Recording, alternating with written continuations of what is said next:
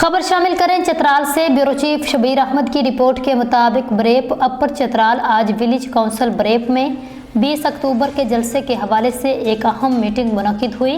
Meeting में ब्रेप के हर गांव, उसके अलावा दीवान गोल और खोतन लास्ट तक लोग शरीक हुए। मीटिंग के बाद अमायदीन ने जलसे की जगह का मुआयना किया। जलसे के लिए जगह देने पर मरहूम सेक्रेटरी बाबा के खानदान का शुक्रिया अदा किया। मस्तूज ता बरोगल लोग सियासी, इलाकाई, कौमी तासुबात से पाक होकर अपने बुनियादी हक के लिए मैदान में आ चुके। अब इंशाल्लाह हम अपना हर बुनियादी हक हासिल करेंगे।